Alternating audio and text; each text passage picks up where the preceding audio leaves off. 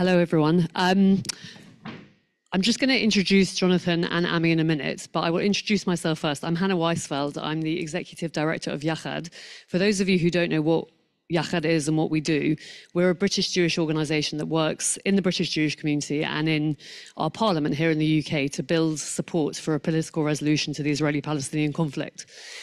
A key part of the work we do is giving a platform to voices like Ami's and our partners on the ground who offer a different alternative vision for what Israel could be and what the future could look like. And when I got in touch with Ami a couple of months ago and said, Ami, we're thinking about whether you would consider coming here, it took about a minute and a half for him to say, yes, I'm fine, book me a flight and I'll be here. Obviously, since that phone call, the general election has been called and Ami's schedule looks somewhat different. But it's really great for us to have had him here for the past few days. And if you've not heard him, he's been on in the last 48 hours on Radio 4, on the Today programme yesterday morning, on Andrew Marr yesterday afternoon, and on Christian Amanpour's CNN piece yesterday. And I really encourage you to look up those interviews because you get a real sense of the impact of a voice like Ami's talking to a British audience who don't necessarily get to hear the things that he has to say tonight. Before we get on with the event, I have a couple of boring logistical things, which is that, as I'm sure you know, the football starts at 8 o'clock. We're not going to finish at 8 on the dot, but we will finish shortly afterwards. If you would like to stay to watch the football, it's coming up on the screen here, and it will also be outside in the restaurant. And I know that some of you have asked us for dinner. So for those of you who've asked us for dinner, that will be coming at half time. And if you want dinner and you didn't ask us for dinner, there might still be enough dinner for you. But feel free to stay, and what you're not allowed to do, though, is to bring the dinner back in here. So you have to eat your dinner and watch the football out there. But I think it will become very self-explanatory. We've got a photographer here tonight who will be taking some photos of Ami and Jonathan and of the audience. Please tell me or one of my colleagues if you don't want your face in any of those photos, and we'll make sure they're not used. A very brief introduction, and then I'm going to hand over to Ami and Jonathan. I'm sure you know who both of them are, but Jonathan is an award-winning journalist. He's a columnist for The Guardian and The Jewish Chronicle, and the co-host of a podcast, Unholy, Two Jews in the News, which he hosts with Yonit Levy, who is a Israeli news anchor. Ami is... also needs not much of an introduction, but he is the former head of the Shin Bet. He was the head of the Shin Bet from 1996 to 2000, the former commander-in-chief of the Israeli Navy, and a former member of Knesset for the Labour Party. He is also the author of a book which was published about 5 years ago in English, I think. The name of which Friendly Fire, How Israel Became Its Own Worst Enemy, which I thoroughly recommend you read because you'll get a real insight into Ami's life experiences and what he's witnessed. I'm going to hand over to Jonathan. There'll be plenty of time for questions. We also have, my understanding is we have quite a few hundred people on Zoom. We will also try and bring in your questions so you can be included in this conversation as much as we possibly can. We obviously don't have time for long speeches. I know it's boring when people say that at the beginning of questions, but try to avoid making long speeches so more people can ask more questions. Jonathan, over to you. Thank you. I don't know if you can hear me. There we are. Thank you so much, Hannah, and thanks to all of you for coming out on this very warm evening when there are other temptations that I'm dimly aware of, that were briefly mentioned there. So we're very grateful, and especially thanks to, additionally, thanks to those of you watching online, and we're going to try and include you too when we have a conversation. As Hannah mentioned, Ami Ayalon has been all over the airwaves the last 24, 48 hours, but we have the opportunity to do something different, partly because we're in person, but also we can go deeper and spend longer hearing Ami Ayalon's perspective on these issues. I thought I would, and so the way we're going to do it is we'll talk first, you and me. I've got a few things here that I really want to cover, and then we'll broaden out and include all of you. And just like Hannah said, questions, I think, rather than pamphlet-length speeches. So let's go straight into it. On the way here, lots of you will have seen the posters of the hostages, some damaged and vandalized, some not, on a sort of hoarding as you approach this building. If you were in the Prime Minister's chair, what would you be doing? What should be done to get those hostages home? And, if it's related and possible, to end this war? Well, first of all, thank you for the question because I think that this should be the first question. I didn't plan it. You cannot separate these two issues. We cannot and we should not separate the idea of bringing them back from ending the war. And I would do exactly what I understand the Israeli public is supporting today. We have a poll that was made about 2 weeks ago. 75 or 76% of the Israelis believe that we have to bring back all the hostages on the condition, or sorry, we have to end the war immediately on the condition that all the hostages, those who are alive and those who died, we have no idea about the numbers, immediately to Israel and to go on fighting Hamas in a different way that we can expand later using politics. And this is the only way to defeat Hamas, by the way. I can elaborate on it. And later, we have to create a regional coalition, more or less Biden way of thinking, in order to face Iran and all its proxies in the Middle East. This is something that should be done immediately, and is supported by 76% of the Israeli people. If it had been up to you, would you have used politics to negotiate a deal to get the hostages back even before there had been any military response to October the 7th? Is that the way you would have done it? Yes, yes, because, we can never know, but I think that the chances to do it immediately were higher, but we shall never be able to prove it. And if I learned something during my time in the Shin Bet, when we had to deal with hostages and bringing back Israelis from prison, we are not getting anything by taking the time. It is not a Turkish bazaar.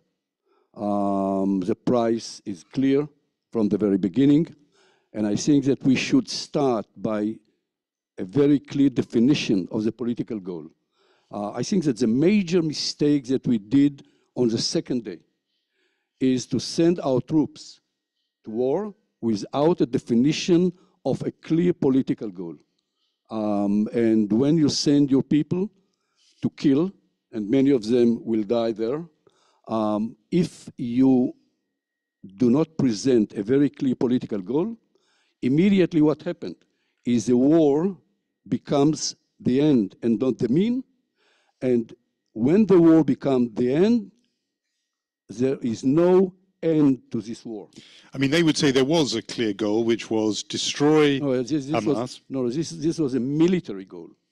Political goal is not defined in military terms. Political goal is to envision the better future that gives us a reason to send our people to war. So political goal is defined in political terms. Yeah.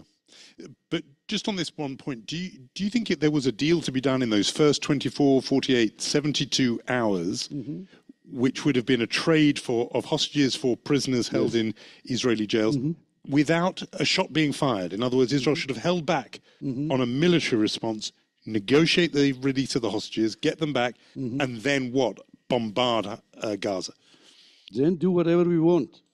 But get them back first. Then do whatever we want again, not do the mistake that we did, no matter whether we brought them back or not. As I said before, I think that the way I understood Hamas then and the way I understand Hamas now, they were in shock. They felt that they won this battle for at least for 48 hours. And they did many mistakes, by the way. They're publishing all these pictures, etc. Yeah. They did not control it. And I think the way I understand Hamas and the way I understand Yahya Sinwar, that a deal that we shall bring back the 250 hostages that we had then, freezing 6,000 or 7,000 prisoners from our jail, I think today that it was a possible option. No one will know, we didn't try it. And do you think the Israeli public would have accepted that in that moment of grief and anger and shock after October 7th? I don't know. No. I don't know, but I think that there is a certain moment when a leader should think what he should do for the long term and not to ask every day what the polls are. And I think that we missed this moment of leadership. You said before you have a view of Hamas, knowledge of Hamas, because of your role partly in intelligence. Just before we leave the very specific events of that day, as an intelligence man, how do you explain the intelligence failure that led to or that made possible October the 7th? It's very simple to explain, by the way. Although psychology department in our family belongs to my wife, usually when I have to explain it to youngsters before they join the military service, and I meet hundreds of them every several months, they ask me exactly the same question. And I tell them, okay, we are walking on the beach, and we see the sea. And I tell you, look, there are submarines there. And you will try to see submarines, and you will not see it. And the lesson is very, very simple. In order to see submarines, you cannot see submarines by trying to see them because they are under the water. You will not find submarines even if you will use a radar because the frequency is much too high. So the only way to detect, to see submarines is to use another sensor, much lower frequency, by the way, and then to use another or different software in order to process the signal. And then you will see that there are submarines. The problem is not whether we see the submarines are there. We know that the submarines are. We knew all the details. There was only one problem, that our assumption was that they are deterred. Now, the huge mistake is to assume that Hamas is deterred, meaning we do not understand the phenomena of Hamas. Why it is so simple to explain? Because we see the reality, we see sometimes the same reality in a different ways. I'll give you another example. Professor Yoshafat Arkavi, who was probably the most important strategist in the Israeli modern history, he was a general and later he became a professor. He published a very, very important book, War and Strategy. And in one of the chapters, he discussed exactly this phenomena. He says, there are two ways to see the enemy. When the general, the military general, sees the enemy, he sees a target, an enemy that he has to kill, he has to destroy. The statement, when he sees the same enemy, he sees totally a different phenomena. He sees a group of people or someone that on the day later he will have to negotiate with. So it's the same phenomena, two different ways of see this or understand the same phenomena. To hear the problem. We knew exactly, we had all the detail, but it was exactly the same. The same mistake that we did in Yom Kippur exactly 50 years earlier. I mean, almost exactly to the day, wasn't it? Right. The same mistake, meaning an assumption that the enemy is not going to. Assumption that the Egyptians will not attack unless they will have air superiority. And we did not understand that the idea is not to conquer Israel. Yeah. It's just to prove us that by conquering land, we shall not achieve security. We shall achieve only blood and war. Yeah. This was the intention of Sadat. What's so amazing is we know there are so many brilliant, talented people in the Israeli system, and we know that many of them are in intelligence. The idea that all of them would subscribe to the same assumption. Oh, it's a mistake of every military organization. The only problem is that Socrates or people like him are not sitting among the general of the general staff. Because Socrates would ask questions. And his questions was so disturbing that they had to kill him, to execute him, because he created unrest and a lot of dilemmas for the leadership in Athens. So Socrates will never sit among the generals because he's different. Instead of following orders, he asks questions. And this is the mistake of all the military organizations. You actually need someone in there to keep asking questions, Right. challenging assumptions. Right. Let me ask you about the possible change of government that might be coming here, and the questions that, in terms of the Middle East, will be on the desk of a new government. And there's just two or three I'd be really interested in your views on them. The first one is it's controversial. It comes up every now and again. Should governments recognize Palestinian statehood? And Labour has said that they will do that. They haven't talked about when they would, but recently Norway, Ireland, Spain did that. We know you're somebody who believes very strongly in a settlement of this conflict, in two-state solution. Is it useful for governments like Britain's to recognize an independent state of Palestine before there's been a whole agreement? First of all, yes. I think that, by the way, we were discussing exactly this issue since we understood Oslo process. I was a commander-in-chief of the Israeli Navy, and when our Prime Minister and Defense Minister, Yitzhak Rabin, presented us the concept, we were, surprised. Nobody asked our view. And the question was whether it is better to negotiate with a state and not with an organization that they did not have elections, etc. So we didn't know whether they really represent the Palestinian people.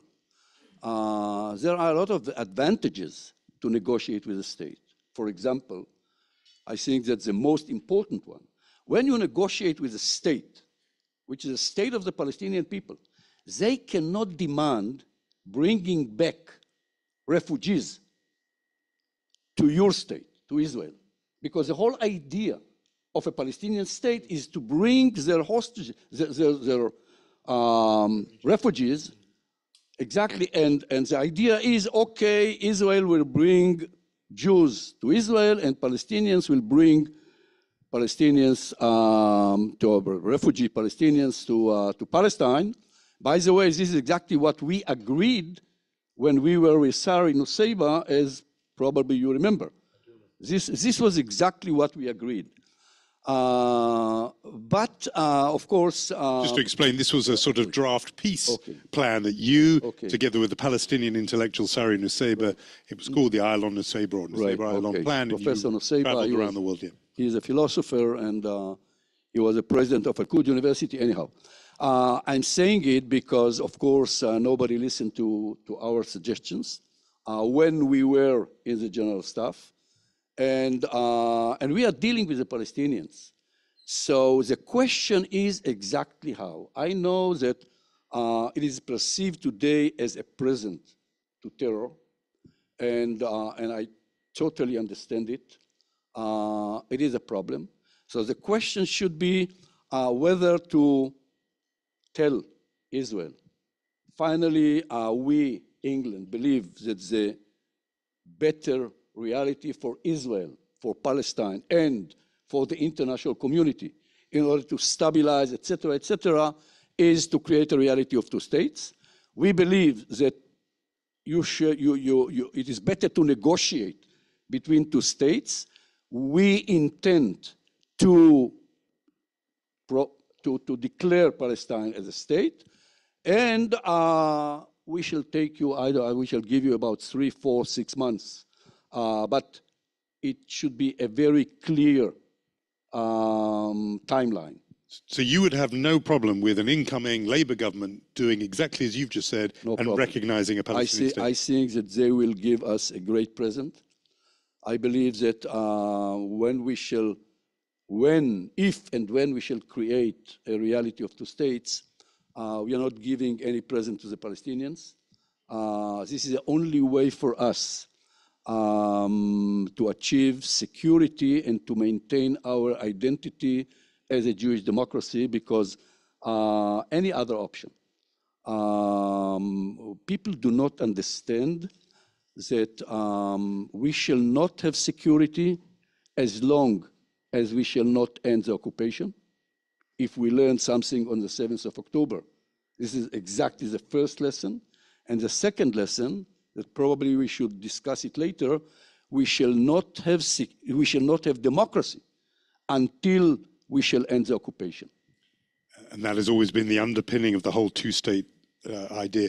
Let me just go through these decisions that will await policymakers here and around the world. The second one I wanted to ask you about, the Biden administration have already imposed some sanctions on a couple of very particular settler groups, militant groups in the West Bank. There are some calls saying that's a good policy. There should be more of that. There should be more of those extremist settlers who should be under sanction, including by the British government. What do you think of that policy? Should it be expanded? I think that it is a very, very positive action. I think that every Israeli who support terror or use terror, and this is exactly what we see among settlers, not all of them. There is a small minority among them, but they are very violent. They are terrorists. I think that we should do everything, and we are not doing all what we should. And I think that everybody who is doing it a great favor. Yeah. And the idea that that's the beginning of the slippery slope, that once you start doing that, then you're going to have sanctions on all of Israel, and therefore it's a bad idea. What do you say? No, it's a bad idea because not all the Israelis support terror. I think that it is a small minority. I know that Israel today is perceived as supporters of Ben Gvir, Smotrich, and hating Hamas. But I think that most Israelis, although people cannot see it from England, understand the difference between the Palestinian people and Hamas, and totally understand the damage that violent settlers are causing to the Israeli state, society, right, etc. So the third one would be normalization with Saudi Arabia. Everybody thinks that's a good thing. If Israel were to shake hands with Saudi Arabia, it would be a great thing. That's a great deal. Biden has said more or less, look, if you do what I'm asking, that's the prize that is waiting for you. Some people say, look, that sounds great. And of course, any kind of normal relations or peace is good. But they worry that these arrangements, like the Abraham Accords, they sort of bypass, they drive around the issue with the Palestinians. If there was an offer of a Saudi normalization that did not really include the Palestinians, what would be your feeling about that? And what do you think, or put it another way, what do you think is the move on the Palestinian question that Israel should be required to make if there is to be a deal with Saudi Arabia? Well, the way I understand the Arab world today, it is in a way an irrelevant question. It was very relevant before the 7th of October. I don't know if people know when Biden presented his great vision of the new Middle East from the Indian Ocean to the Mediterranean, including Saudi Arabia, normalization with Saudi, Israel, Jordan, Egypt, etc. He did not mention Palestine. And this was exactly the problem. Today, you just have to listen to the Egyptians, to the Jordanians, to all the Arab countries. You have just to listen to Ben Salman, the crown prince. They understood. I think today that everybody understands, including the American administration, that it was a huge mistake. Because let me tell you on how it was perceived by the Palestinians. What Americans and Saudis promised to the Palestinians in order to accept this deal was to send a visiting ambassador from Saudi Arabia to Palestine that will visit Ramallah from time to time. And second, that Netanyahu will sign on 2 years of freezing settlements. It was easy because Netanyahu would sign on everything and will not promise any of his promises, will not keep any of his promises like he's doing always. He did exactly the same when he signed Abraham Accord with the Emirates. The Abraham Accord was signed on the condition that we shall stop annexation and we shall stop building settlements. Yeah. We did not see any of it. So the problem is that Palestinians understood it. And not all the Palestinians, but we know today, and we have the intelligence, that Hamas saw it as, for Hamas, it was erasing the Palestinian issue from the table. Now, you have to understand the way it was perceived in the Muslim world. The keepers of the holy places in Jerusalem for Islam, the king of Saudi Arabia, the king of Morocco, and the king of Jordan. Now, when Biden presented this great deal with Ben Salman, Hamas understood it, okay, from now on, Saudi Arabia, who is the initiator of the Arab peace plan, in which they recognize Israel on the condition of 2 states, on the condition of, maintaining status quo on the holy place, etc., is withdrawing from the Arab Peace Initiative. And all the Muslim world is giving up on the holy places in Jerusalem. Hamas is a theology, a radical Muslim theology. And we tend to forget what was the name of the war or round of violence in May 21, which was Al-Qaeda war, and what is the name of the war on the 7th of October, which is, not Al-Qaeda, sorry, Al-Aqsa, sorry. Al-Aqsa war, and today is Al-Aqsa flood.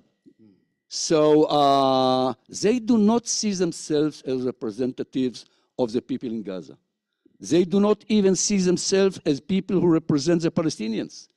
They became the guardian of Islam, the right Islam. And when I called Palestinian friends on the day later, they told me, you do not understand the leader of Hamas, Yahya Sinwar. He took Samson option. He knew exactly what will be the response, but this is what he did. And this is a reaction of a group of people when they feel that they have nothing to lose. Now, when you face a group of people that they have nothing to lose, you cannot deter them because they have nothing to lose, and you cannot win them. And this is exactly what we are facing today. I mean, they have nothing to lose in the sense they didn't care about their own people coming under bombardment and dying. They didn't care about anything, but they knew, by the way, that they will achieve the support of all the Muslim world, all the Arab states, and all the Palestinians. And this is exactly what we see today. Yeah. 80% of Saudis, Jordanians, Egyptians, and Palestinians support Hamas. The kind of position you put is associated, it's almost traditional with the left, center-left in Israel, the kind of belief in 2 states, belief in negotiation, and so on. So I just want to put to you an argument that I heard Amit Segal, the commentator on Channel 12, is perhaps the most influential commentator on the right in Israel now. He was interviewed by Ezra Klein of the New York Times. And he said, look, the left had, and then the center had two big projects and both failed. And this is why the country is now so right-wing. And I just want to put to you the argument. He said the left's first big project was bilateral peace negotiated between Israelis and Palestinians. The Oslo Accords, Camp David, failed. After Camp David, there was an intifada, and that's what we got for offering them almost everything. We got Then he said the center, not the center left now, the center came up with a new idea, which was unilateralism. We will unilaterally pull out of Lebanon 2000 and unilaterally pull out of Gaza 2005. And look what the reward for that was. They just sat there waiting to hurt us again. That's what October the 7th is. That, says Amit Segal, is why the country is so far to the right now, where the only argument in the country is between the right of Bibi and the further right of Ben Gvir and Smotrich, or the anti-Bibi right of Naftali Bennett, but it's all on the right. So I'm putting to you as somebody I would in my own mind associate on the other side of that line. Is he correct in his analysis of why your politics has been discredited in the eyes of Israelis? He's totally wrong, but the answer is in a totally different atmosphere or space. I can tell you everything about what really happened during Oslo. We never really tried, and I wrote a book about it. I'm not going to tell you all the stories. I totally agree that unilateralism was a huge failure, but I want to take it to a different planet. Madison, after he participated in writing the American Declaration of Independence, he said something very, very interesting. He said, democracy will not survive a reality of ongoing war. This is my explanation. It is a miracle. It is a miracle that Israel, after 75 years, 76 years of war, is still has an identity of democracy. It is not a great democracy, by the way, but we see the process. A friend of mine, Brian Jenkins, wrote 20 years ago a great article following several books and articles that was written during the 70s and the 80s. What happened to a democracy? In a way, they took medicine and they explained medicine in our reality. What happened to a reality in a state of war? Why it is important? Because we had wars always, but the wars of the 19th and the 20th century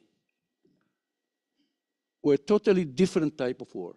We knew that when we cannot agree and when we have conflict between states, we go to war. But every war must end after 6 years of 6 days. But we know that the idea of war must end because the idea is to create a better political reality. The war is always the mean, not the end. When you face terror, is a totally different type of terror, of war. Because terror will never surrender. Al-Qaeda did not surrender. ISIS did not surrender. You eliminate the military power and you seize them. Not in Afghanistan. By the way, Afghanistan is not quite a peaceful place. And Syria is not quite a peaceful, but you see them in South Africa and South America. From time to time, they act even in Europe. Why I'm saying it? When we face terror, there is no military decision in the battlefield. When we fight terror, we are fighting in 2 dimensions. One is a battlefield. In our case, we are winning every war, every battle, sorry. but we shall not achieve victory. Victory is always achieved in a different dimension, which is the war of ideas. In order to defeat a terror organization, you have to face his ideology. And the only way to defeat an ideology, you cannot do it by the use of military power. Sometimes you will see this ideology deeper within the society, adopting violence. The only way is to present a better horizon. And better horizon, in our case with Hamas, is to present an horizon of two states. This is the only horizon for Israel to maintain our security and identity. And this is the only horizon for Palestinians not to support terror. And we saw it during Oslo. Yes, in the beginning, we faced a huge wave of terror. But for 4.5 years, I was the director of the Shin Bet. And we reduced the level of terror every year. And let me tell you that during the year of 99, 2000 until the Intifada, there were one Israeli dying as a result of terror. This was the most peaceful year since the creation of the State of Israel as a result of terror. Why? Not because we are so good, because we cooperated with the Palestinians. 99 to 2000. No, 98, 99, 2000. Yeah. Yes. So what I'm telling to everybody there are two totally different narratives to what happened during Oslo. Our narrative, yes, we gave them everything and they responded in intifada and violence. But there is another narrative. Their narrative. They expected to see the end of occupation. And instead, they saw more Israeli violence, more settlements, more settlers, and more military units. So what you would say to Amit Segal is bilateralism remains the best idea, The only idea, and our problem is we've never really done it properly. We never really tried. I do not blame, by the way, any of our prime minister. You don't blame Barak for not doing enough? No, I don't blame them because I think that we have to see it, not to, the language of blame brings us nowhere. Right. We are looking for, to blame the other. But I think that all of us are responsible. Because if there are people used to ask me then when we were with Sari Nusayba, how can you explain that you are not able to stop settlements? So I say something very, very simple. My parents, my father came as an illegal immigrant. By the way, he used to think that the British are the real enemy. He came as an illegal immigrant. I told him when he was 90 years old, Pa, you are not quite updated. We have another enemies. And my mother came as a child to study in Jerusalem. Their dream was to save the Jewish people who face a danger threat, a huge threat. They didn't see the Holocaust coming. But anyhow, and the idea was we are going to create a state, a Jewish state in Israel, and we shall do it by building settlements, walking the land, and defending ourselves. So the two pillars was security and settlements. Now, nothing happened in 1967. We did not have border. We have a ceasefire line. And my people, from my class, I stayed in the Navy because security was one of the pillars, and they went to build settlements in the Jordan Valley, in Sinai, on the Golan Heights. It was a labor party. Yes. So what I'm telling is we had a dream. And finally we understood, in my case, only after 20 years, during the first Intifada, that I am not a great liberator because I saw the eyes of the Palestinians who attacked me every time when we enter a refugee camp. And, but we had a dream. And what we see today is awakening process from a great dream. And the reality is very, very unpleasant.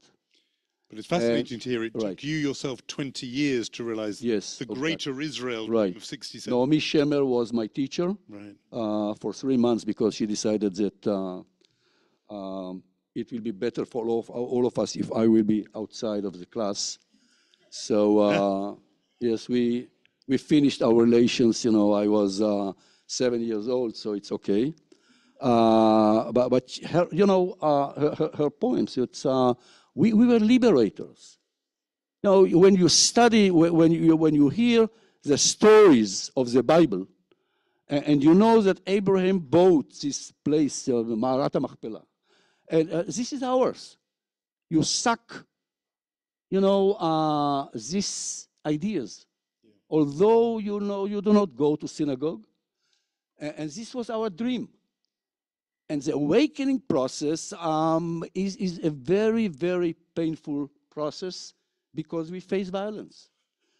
And this is the explanation for me why we couldn't do it in a different way. But today we understand that there is no other way. So I have many, many more questions for Ami Ayalon, including about today's news about the draft of the Haredi ultra-Orthodox community into military service. But I thought I should at least take a round of questions from all of you, and we can bring it back here. So why don't we see some? Oh, there's lots of hands there. There we are. There's a microphone there. Why don't we have the gentleman here who's got his hand up? Nice and straight. Can you come down there? You're a photographer. You don't have a microphone. You have a camera in your hand. Okay, so can we get a microphone there? Okay. Keep your hand up. It's like in interrogation room, It's we don't see anything. So here we are. We can. I don't know if you heard Ami say this is like an interrogation room with the light shining. Right. He said to me earlier he's used to these lights, but but the other way around. Yeah, right, exactly. From a different angle, yes. There we are. Ami, thank you very much. You spoke about waking up. My question is, has Israel woken up too late? Too late? Yeah, has Israel got woken up? I just want to explain that slightly more to say also that has the state got the willingness, does it have the willingness and the ability to do what it takes to create a two-state solution? There are 400,000 Israelis living over the Green Line, and it would seem that the occupation, the tail has begun to wag the dog of the Israeli state when we look at it today. So my question is, where does Israel find itself, and where does your hope, realistic hope, lie? Okay. I don't know, and we shall know it only when it will be too late. This is exactly what happened to democracy. It is disappearing day by day in small bites. I'm optimistic not because I know some things that you don't, but I think that we understand only when it is very, very late. Probably too late, but I'm a generation of Yom Kippur War. And this is exactly what I learned. Several months before Yom Kippur, several years, by the way, we were offered a peace offer by Sadat, and we refused. It was discussed with Rogers and later with Kissinger, and Golda Meir said too little, too late, and she did not even bring it to the cabinet or to the government. It was discussed in her kitchen with Moshe Dayan and with Galili, etc. 3-4 people decided that we should refuse to this offer. And by the way, Begin left this unity government because Rogers raised these ideas. And he was not refused immediately.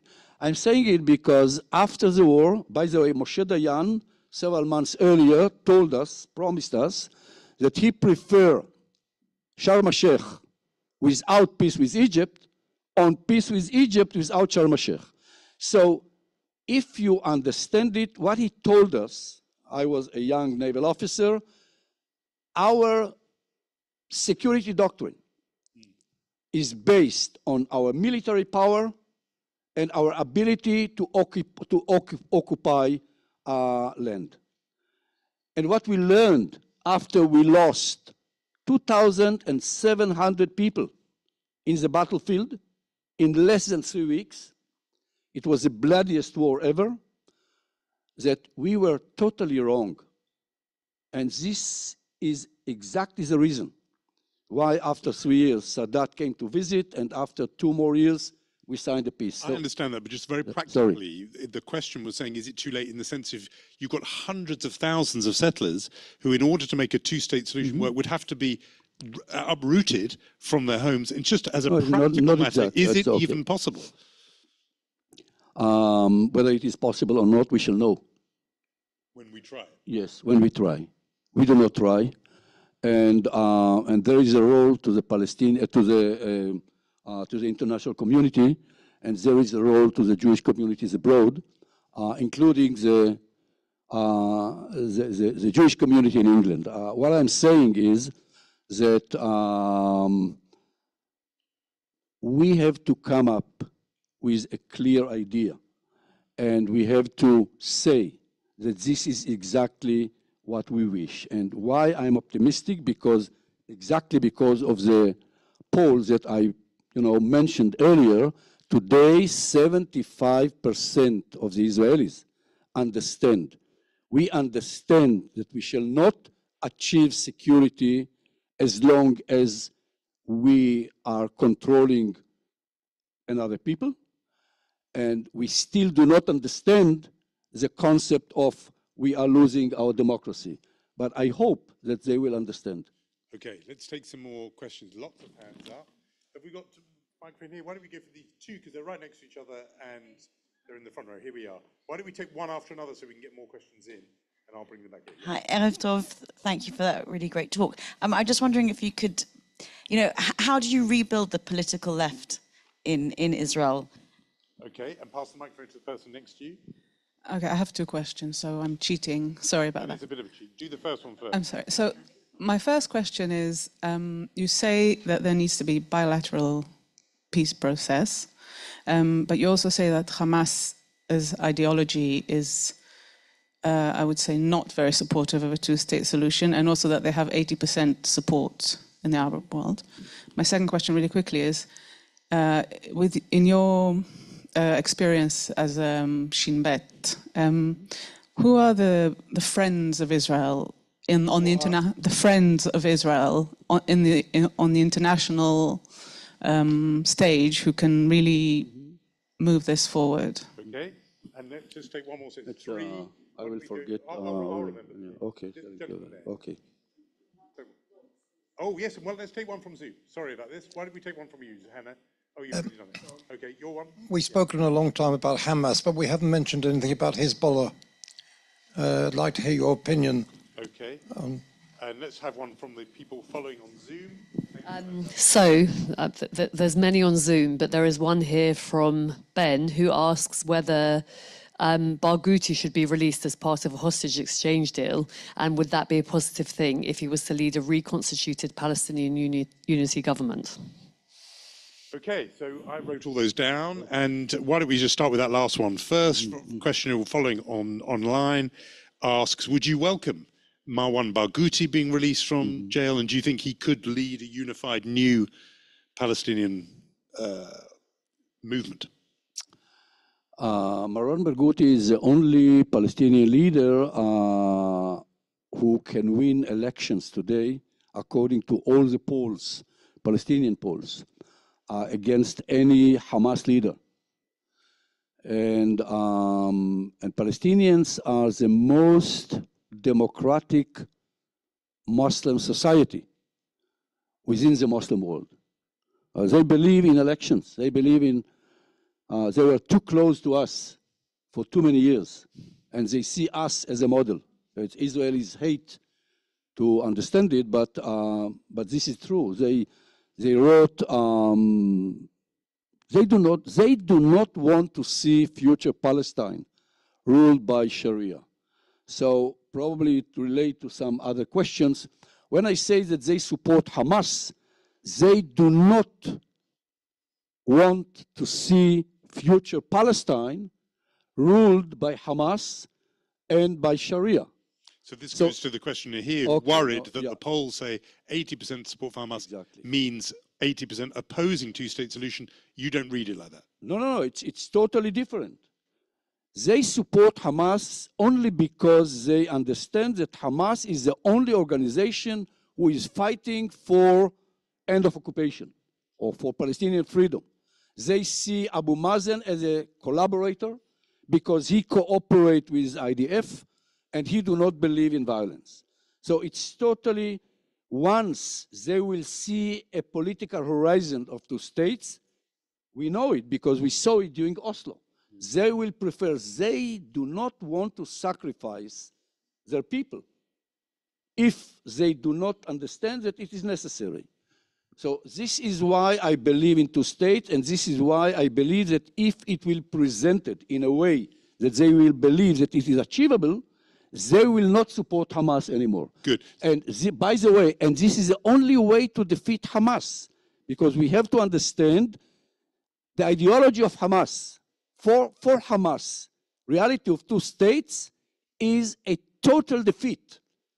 Their vision is one state from the Jordan to the sea, and for them, two states is a defeat of their religious ideology. And this is why, in order to defeat Hamas, you have to present a reality of two states. And this is what you were referring to right at the beginning of our conversation when you said you will explain how to defeat them. This is what you meant. But to do that, to present that political horizon, the questioner said, you have to have a rebuilt left in Israel that can present that horizon. It will be great if the Israeli left will be revived, but it is totally not necessary. Who else could offer that? There are two different ways to achieve agreement. One is when we try to see ourselves as in a humanistic way and to believe in values and to understand that, we are losing our democratic identity, our identity as human beings, etc., by going every day to war. This is the left. It will not happen in the near future. The other option is to understand that we do not have any other way and to prioritize. This is just pragmatism. When Sharon left Gaza, he did not join to the left, but he understood the limits. This is pragmatism. We are not giving up on dreams. We understand the limits of what we can achieve in a specific political reality. So today, and this is what is amazing, 2 months after the 7th of October, when we hated Palestinians more than ever, it was too close to the massacre and the horror that we saw on the 7th of October. Between 70 to 70% of the Israelis wanted a border between us and Palestinians. So they believe in two states because we hate Palestinians, and since all Palestinians are Hamas, we do not want them as Israeli citizens. This is a totally different approach. So when we shall achieve an agreement, it will be because of pragmatism. It will not be as a result of the revival of I think that the revival of our human identity will be a long process. It will take time. Very interesting. Probably generations. So I have no idea. So in order to meet this need, you don't need a rebuilt left. No, you need a resurgence of pragmatism. I would like very much to see the revival of the Israeli left. But it is not a precondition to anything. So what you do need is a revived pragmatism. Right. Who do you see on the Israeli political scene who could be the vehicle, the majority of the Israeli political community? I will say something, that will probably, Yvette Lieberman. He is pragmatist. He wants to be elected. So he is using a language in order to be elected. But he signed on our paper with Sari Nusseibeh, which present exactly the future that I believe in. And I asked him, how come? He said, Ami, I know where I live. I know what I can achieve today. And all what I want is to maintain the Jewish identity and the security of the state of Israel. And he's on the extreme right. Benny Gantz can do it, Yair Lapid can do it. The majority of the political, but they have to understand, and this should be a very clear language of the international community. Pragmatic language.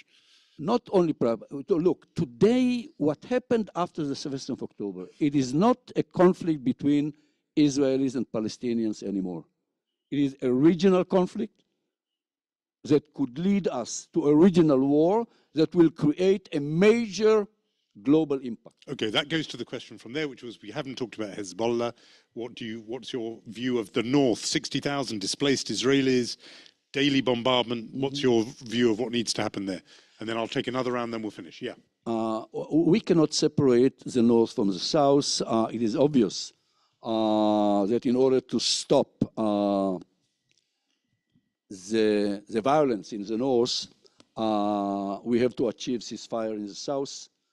There is no other way.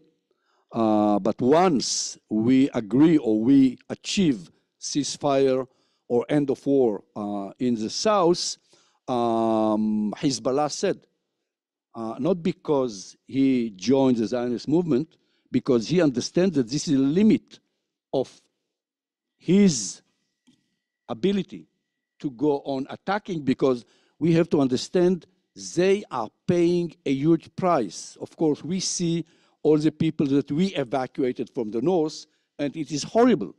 But not less Lebanese evacuated the south of Lebanon, and they are somewhere in the north or in Beirut. And not less Shia Lebanese villages are destroyed. Hezbollah is totally different from Hamas. Hamas came to believe that they have nothing to lose. Hezbollah they have three identities. First of all, they see themselves as the guardian of the Shia community that suffered for many years as a minority. Today they are not quite a minority, but they are Shia and they have to protect their people. By the way, the people are paying a huge price today. Second, they see themselves as the people who liberated Lebanon. This is a perception of the Lebanese. And third, you know, they are the Iranian branch. In this case, they understand that once they do not present themselves as the people who are assisting Palestinians, they do not have legitimacy among the Shia minority or the Shia community in Lebanon, and they will not have legitimacy within the Lebanese society in order to go on fighting against Israel. It will be enough to stop violence. It will not be enough in order to bring back the people whom left all our kibbutzim, moshavim, and Metula and Kiryat Shmona. In order to do it, we shall have to negotiate. And we hope that the international community will do it with us in order to agree on the border, because we didn't do it in the past with the Lebanese. We did many mistakes in the past. Very good, thank you. I want to try and rattle through one more round. Lots of hands, I know. First of all, let's hear, Hannah, a question from Zoom, and then give the microphone to the lady there on the corner. There's many here, but so there is one question here from James who says, if you had a wish for diaspora Jews to offer support to Israel, given the current situation, what do you think would help most? Okay, and then the lady, let's go to the lady first, then we'll go to you. Thank you. Yes, I want to pursue, I think, our first question about the reality of a two-state solution and what the logistics and the practicalities would be on the ground. And because what I've seen is Jewish settlements on the top of the hills, ancient Palestinian villages down in the valleys, roads cutting the place up. At the moment, there are a lot of Israeli-only roads going through Palestinian settlements, the wall cutting through people's olive groves. What kind of government would dismantle all that? I mean, clearly the sine qua non is Netanyahu being in court rather than in power. But what else is required for the changes on the ground to make it real? Okay, and why don't we have in front? No, I will take one more from. Why don't we take this one over there? Get the microphone there. Yeah, Dave, you'll be the last one of this round. Yeah. How and when can Netanyahu be got rid of? Very good. And yeah. I mean, you spoke about Israelis. You said we need to work on the revival of our human identity. And you said that would be something that might take generations. Two questions. One is, did you mean that? And the second question is, are there any other people on the planet for whom you would require the revival of their human identity? I read that as humane, actually, but I made that, so maybe a language thing. But anyway, I'll give it over to you, Amy. Why don't you take that one first, and then we will go into some of the others. This one? This one, yeah, we'll do the last one first. You were distinguishing between practical, pragmatic reasons to make a deal with Palestinians, rather than, I thought, you know, what the question you heard was human. Okay, it's I understand, but I refer to us as a society who believe only in power and sending our people to war without a definition of any political goal. And this is what happened to us. And I think that you can understand it only if you fought a war and you understand what happened to you when you get the permission to kill. We were born to a world in which it is obvious that we are not allowed to kill. And suddenly, you get the permission to kill, and not only the permission, you have the order to kill. And in this case, you have the order to kill not only soldiers, because this is terror. You enter into a city. So you have a permission to kill everybody who you believe that is a threat. And sometimes we used to blame our soldiers, but we cannot blame them. Because when they go to Gaza, you cannot separate between a terrorist, he does not have any uniform many times, and an innocent citizen. And we are killing thousands of people. And there is a question, what happened to each of us when we face it, not for one day, not for 1 year, for many years. So this is what I mean when I say there is a great danger that in time of war, we are losing our, I don't know if human identity is the right word. Humanity. Humanity, okay, humanity. I think that, that we have to end this war. And I think that we have the ability to do it. And this is what I meant. If somebody understood it in a different way, that's it. I think the questioner was worried by the idea, the implication that Israelis were somehow not quite human. Is that the, yeah. Lose human identity. And the second part of the question was, is there anyone else on the planet who has likewise lost their human identity? It's clear. I think that I didn't, it was clear the way I understand it, that this is what happens to any person, any human being on the planet when he is fighting for many years. It's a human phenomena.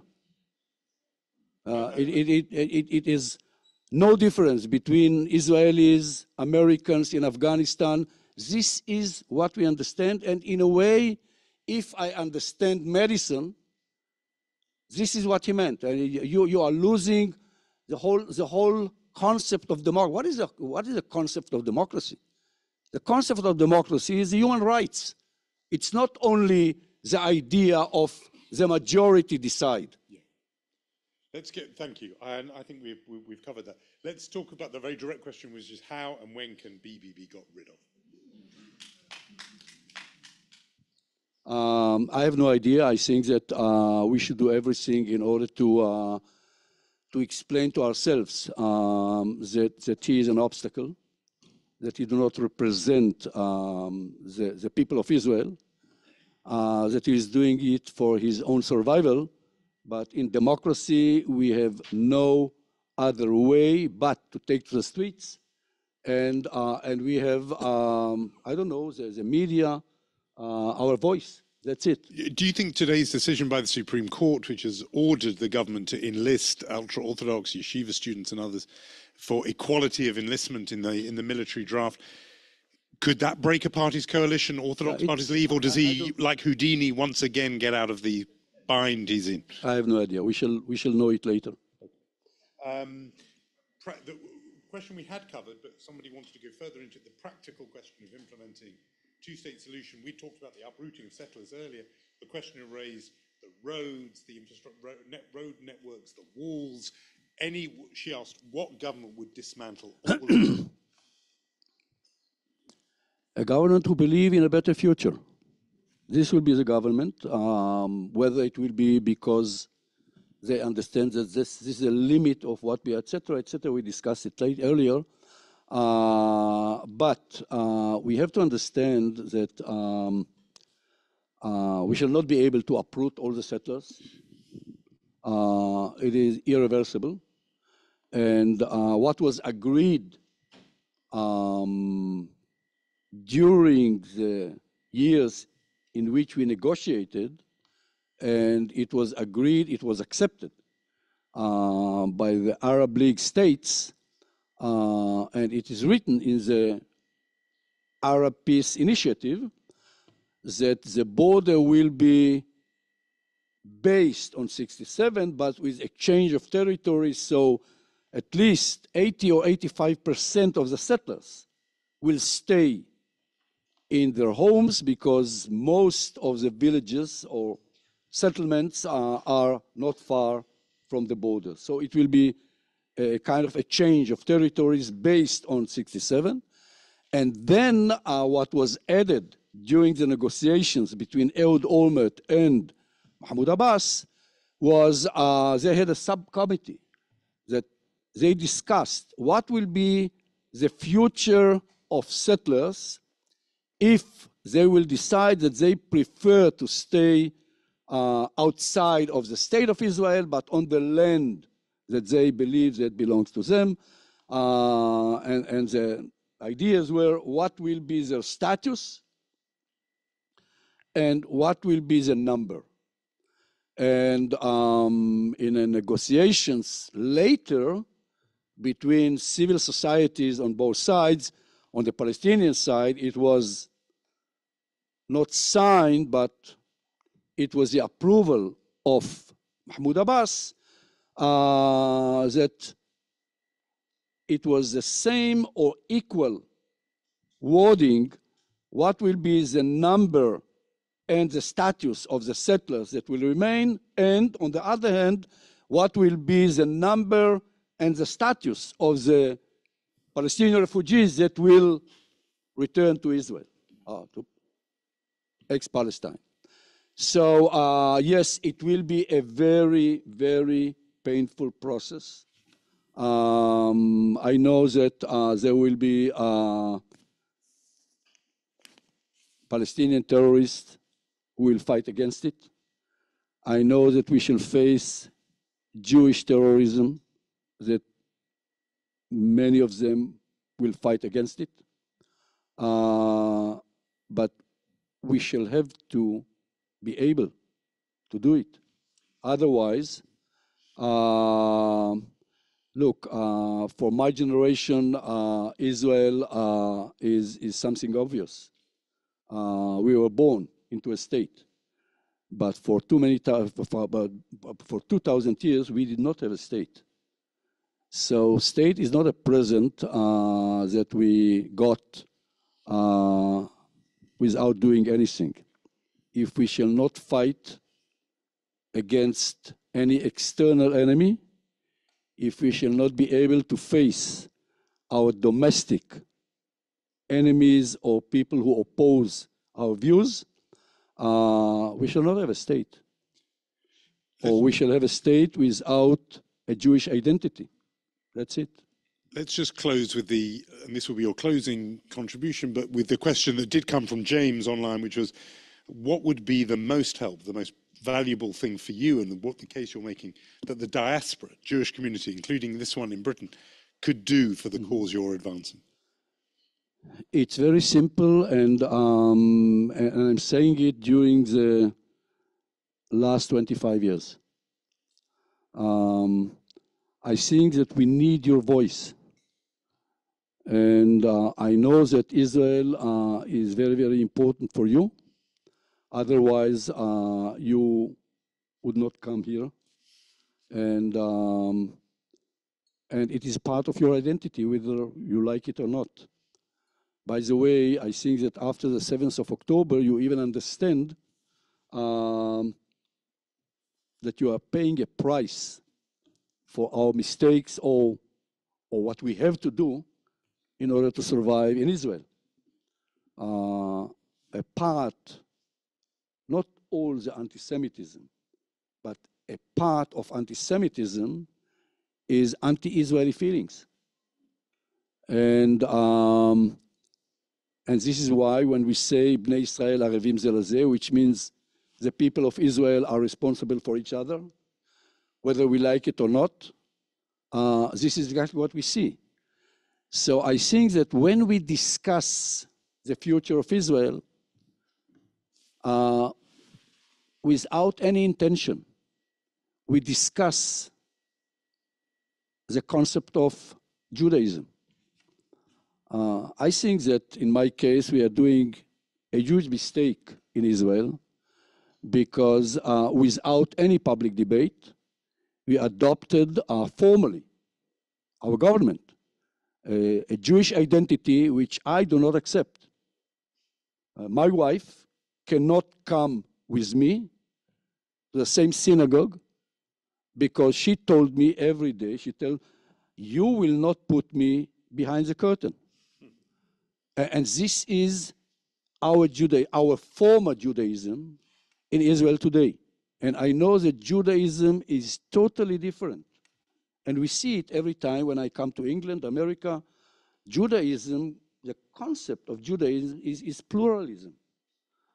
And we do not have the chance to experience this pluralistic way of Judaism. And you have to tell us, you have to participate. We think that we have the right to decide who is a Jew. 2 generations, 1 generation, 3 generations. I don't think that we have the right to do it without you. Israel is a very, very different phenomenon. Israel is the only country that belong not only to its citizens, belong to any Jew. He can decide whether he wants, or the Israeli government can do nothing about it. So it is time for you to understand that you have the right to participate. And I think that in time of crisis like today, I hope I do not offend any of you. You have the responsibility to help us. Thank you very much. Thank you very much indeed. I think you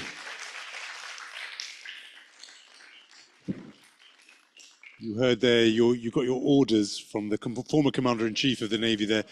You have the right, you have the responsibility.